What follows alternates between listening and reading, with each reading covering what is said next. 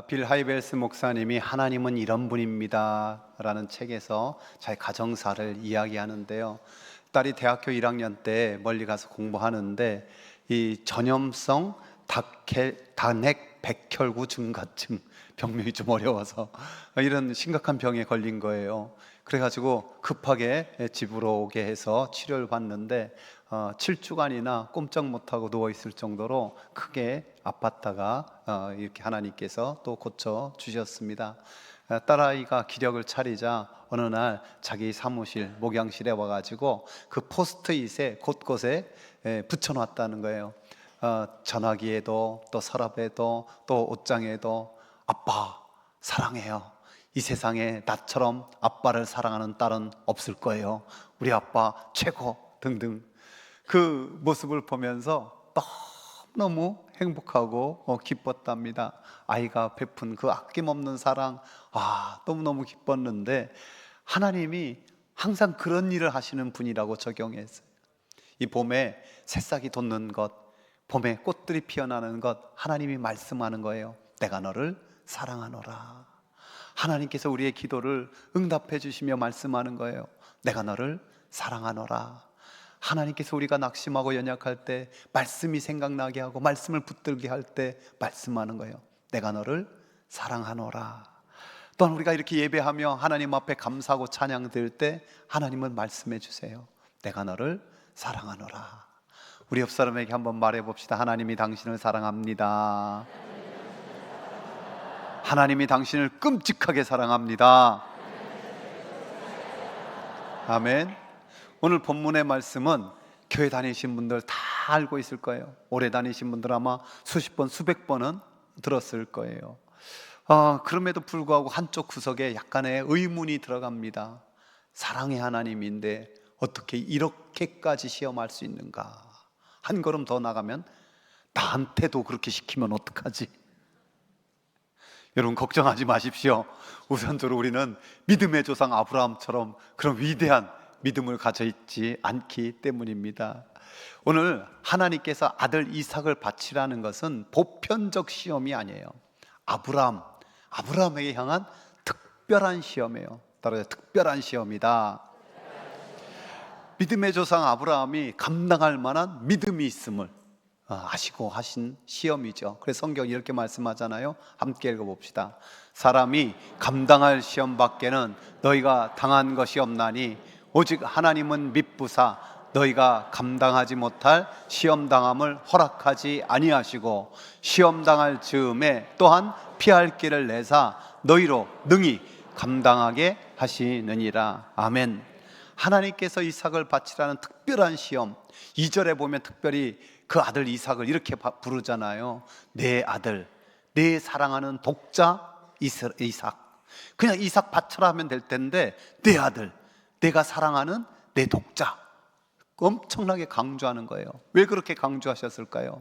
아브라함이 100세에 낳은 아들 이삭 너무너무 끔찍하게 사랑했기 때문에 그를 볼 때마다 부를 때마다 웃음이 가득하고 참으로 아들이 전부가 돼버린 거예요. 하나님보다 아들을 더 사랑했던 거죠. 여러분, 우리는 하나님보다 더 사랑하는 것을 이름을 붙였어요. 뭐라고 부릅니까? 우상.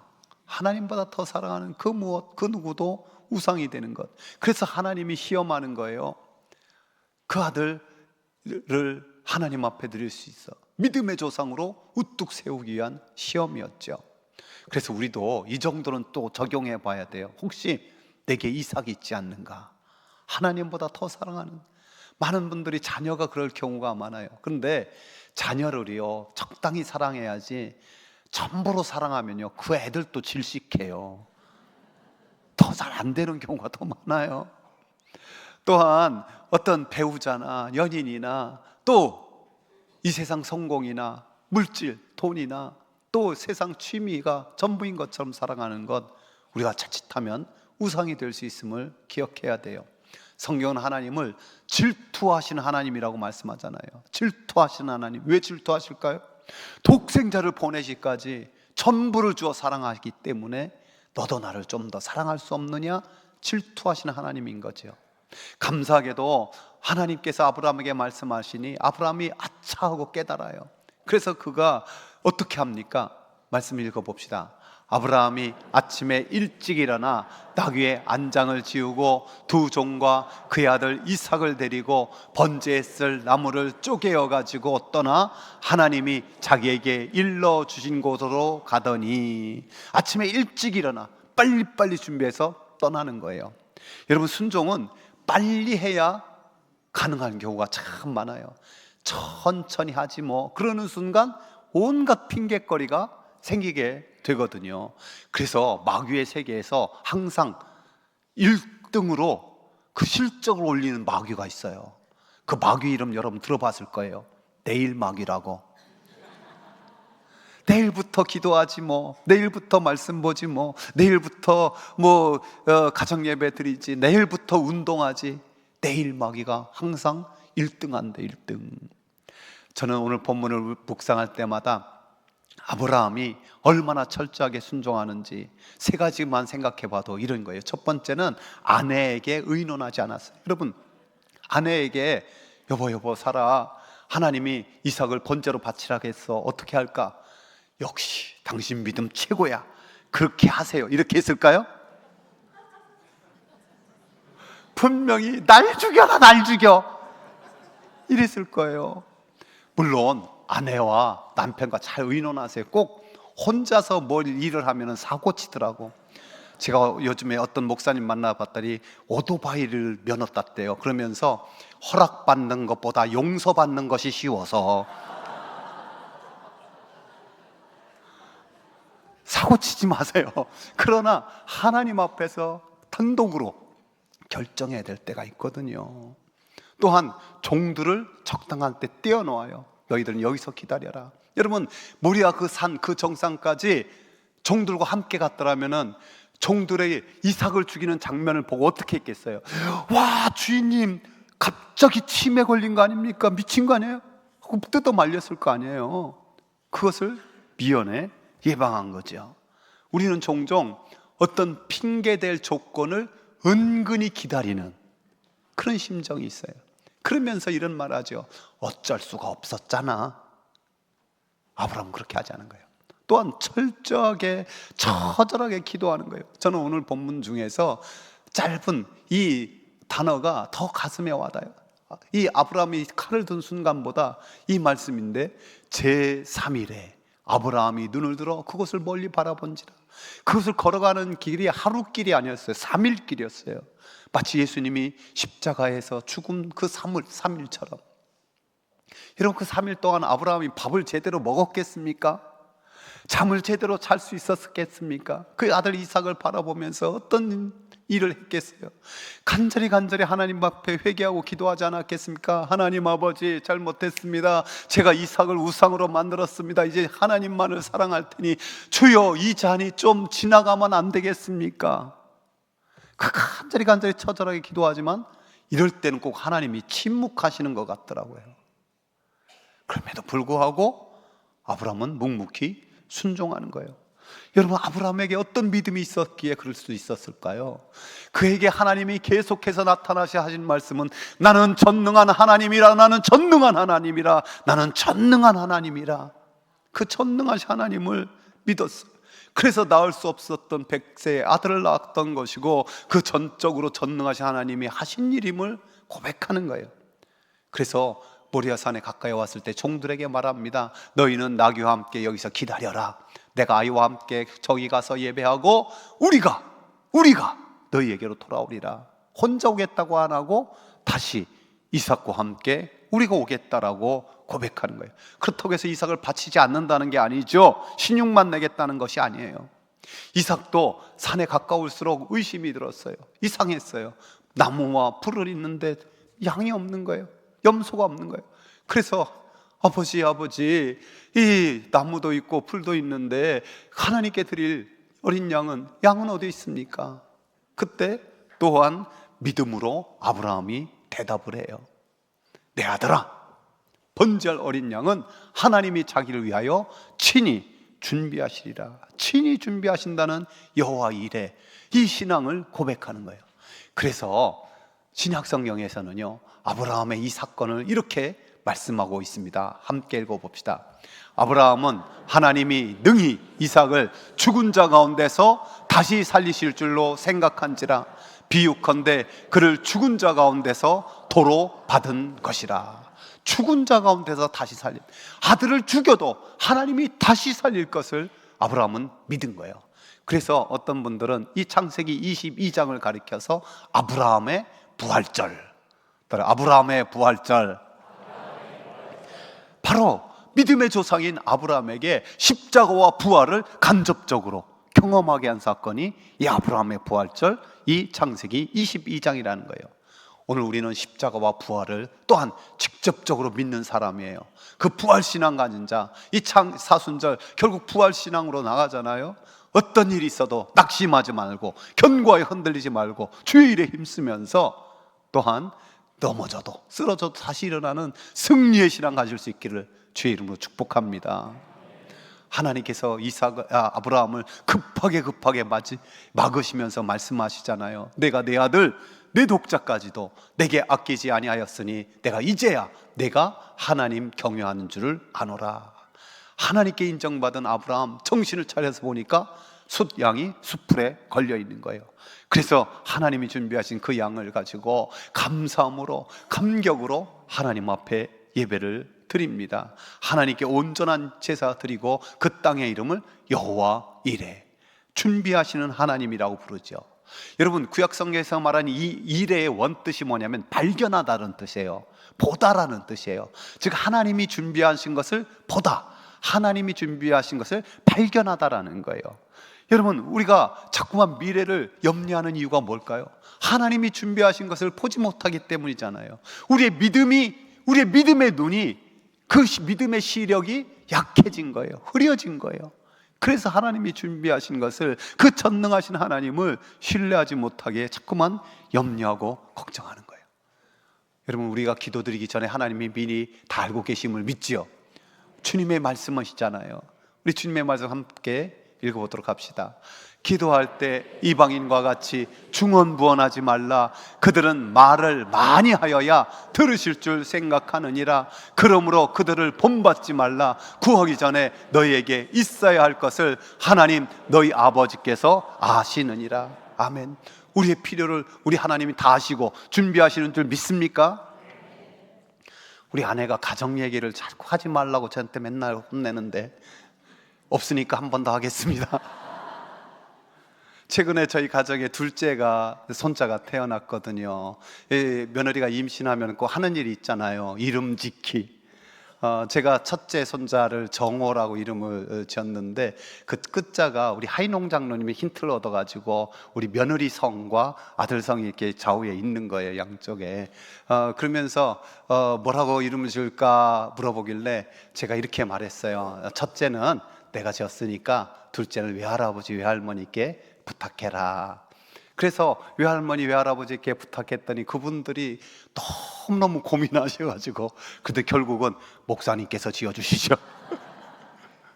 그래서 제가 이제 아들과 며느리에게 이렇게 말했어요. 그러면은 너희들이 한번 기도 많이 하고 잘 신앙의 고백을 담아서 지어라. 그랬더니 자기들도 그 오자 끝에 전과 끝을 같이 하고 싶다 그러면서 고민해서 어느 날 연락 왔더라고요. 정호 동생을 준호라고 짓고 싶다고. 그래서 물어봤죠. 무슨 뜻으로, 무슨 의미로 지었냐 했더니 하나님이 준비하시는 오늘이라는 거예요. 하나님이 준비하시는 오늘. 자기들의 미국 생활이 참 힘들고 어렵고 매 순간 하나님이 참으로 은혜 주시지 않았으면 여기까지 올 수도 없었고, 그래서 우리도 하나님이 준비하시는 오늘을 매일매일 살고 또 이 아들도 그렇게 되기를 바라는 마음을 담았다. 그래서 양가 부모들이 아주 잘 지었다고 기뻐해서 제 둘째 손자 이름이 준호랍니다. 종종 말씀드리지만은 우리 성도들이 시간을 따라서 우리 하나님에 대한 세 가지 이름은 꼭 기억해야 돼요.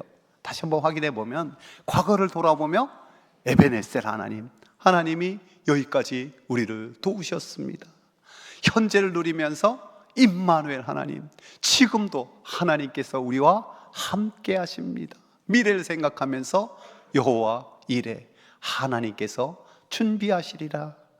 사랑하는 성도 여러분, 저와 여러분의 인생길에 언제나 에베네셀 하나님, 임마누엘 하나님, 여호와 이레 하나님을 고백하며 걸어갈 수 있길 축복합니다.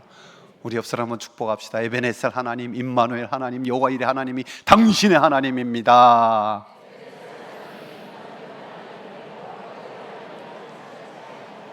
아멘. 이 모리아산은요, 이삭을 바친 것 이외에 그 후에 더 위대하게 쓰임받는 거룩한 땅이 되어, 하나님의 말씀을 직접 보면요, 솔로몬이 예루살렘 모리아산에 여호와의 전 건축하기를 시작하니 그곳은 전에 여호와께서 그의 아버지 다윗에게 나타나신 곳이요 여부스 사람 오르난의 다장마당에 다윗이 정한 곳이라. 다윗이 그곳에서 하나님 앞에 예배드리고 하나님을 만난 곳, 그래서 그의 아들 솔로몬이 그곳에 바로 하나님의 성전을 건축하게 되는 거죠. 더 나아가 우리가 너무나 잘 아는 것처럼 여기 하나님이 준비하신 양은 궁극적으로 한 제물을 가리키고 있어요. 누구입니까? 예수님. 그렇습니다. 양이나 염소나 어떤 송아지 피가 우리를 깨끗해 할 수 없어요. 하나님이 보내신 독생자 예수 그리스도를 칼보리로 이끄시고 나무 위에 매다는 거예요. 하나님은 죽음의 손을 멈추게 하는 하늘의 소리를 들려주지 않으셨어요. 덤불 속에 대실한 순양을 만들지 않으셨어요. 왜냐하면 유월절 어린 양이신 예수님만이 하나님이 준비하신 유일한 준비물. 많은 사람들이 임종인 때가 되면 두려워하잖아요. 죽음을 무서워하잖아요. 그러면서 종종 80이 되고 90이 돼도 이렇게 죽을 줄 몰랐다. 여러분, 죽을 줄 몰랐다라는 것이 어떻게 보면 얼마나 어리석은 일입니까? 우리 모두 죽음을 모르는 사람이 어디 있습니까? 준비되지 않았다는 거죠. 근데 여러분, 분명히 기억해야 될 것이 있어요. 이 땅의 모든 사람들 중에 그 누구도, 단 한 명도 죽음을 준비할 수 있는 분은 없어요. 무슨 의미냐면은 죽음을 준비했다는 것이 그저 이 생을 정리하는 것, 그 정도인 거예요. 죽음 이후를 준비할 수 있는 인간은 그 누구도 아무도 없는 거예요. 여러분, 죽음 이후를 준비할 수 있는, 진짜 죽음을 준비할 수 있는 분은 오직 한 분밖에 없어요. 누가 준비하십니까? 하나님, 예수님만이 준비하고 계시는 거예요. 아브라함에게 이삭을 죽게 하시는 하나님, 죽지 않게 하신 하나님, 그러나 독생자 예수 그리스도는 죽게 하셨고, 우리는 저 갈보리에서 십자가에 피 흘려 죽으신 예수 그리스도를 바라보고 붙들어야 돼요. 그 거룩하신 피가 우리를 깨끗하게 씻고 그 죽음을 완벽하게 준비하고 계십니다. 특별히 우리 주님이 십자가 앞에 두고 우리 두려워하고 근심하는 그 제자들, 그 죽음을 준비했다고 이렇게 선언하시잖아요. 함께 읽어봅시다. 너희는 마음에 근심하지 말라. 하나님을 믿으니 또 나를 믿으라. 내 아버지 집에 거할 곳이 많도다. 그렇지 않으면 너희에게 일렀으리라. 내가 너희를 위하여 거처를 예비하러 가노니 가서 너희를 위하여 거처를 예비하면 내가 다시 와서 너희를 내게로 영접하여 나 있는 곳에 너희도 있게 하리라. 아멘. 여호와 이레 하나님, 어린 양을 준비하셨고 또한 이 땅뿐만 아니라 영원한 저 거처를, 우리는 그것을 천국이라고 부르고 있습니다. 그 천국의 모습, 성경 맨 마지막인 요한계시록 21장 22장에서 잠깐 비춰주고 계시죠. 그 시작의 말씀이 이렇습니다. 또 내가 새 하늘과 새 땅을 보니 처음 하늘과 처음 땅이 없어졌고 바다도 다시 있지 않더라. 또 내가 보매 거룩한 성 새 예루살렘이 하나님께로부터 하늘에서 내려오니 그 준비한 것이 신부가 남편을 위하여 단장한 것 같더라. 여기 결혼하신 분은 가장 아름답고 가장 귀할 때가 그 결혼식장에 단장했을 때 아닙니까? 그처럼 하나님께서 준비하여 주시고, 우리는 그 저천고에서 황금길을 걸어다니며 그 생명 강 옆에 달린 그 생명나무에서 달마다 새롭게 열리는 그 열매를 따먹으며 또 천군 천사와 함께 마음껏 하나님을 찬양하고 예배할 줄로 믿습니다. 멸류관을 벗어서 주님 앞에 드리며 예배드리는 것, 그것을 더 사모하면서 이 땅을 예배하며 살게 되죠. 이렇게 천국을 준비하신 하나님을 진심으로 믿고 바라보는 사람들, 이 땅에서도요 그 천국을 누리며 사는 거예요. 여호와 이레 그 은총을 누리며 사는 거예요. 여호와 일의 하나님을 믿는다면 눈을 떠서 더 비밀이, 은혜가, 축복이 더 풍성해지는 거죠. 그래서 받는 것보다 주는 것이 복되다고 우리도 은혜의 통로, 축복의 통로가 되어서 살아가게 되는 거예요. 우리 교회가 월드비전 디아코니아 교회로 돼 있어요.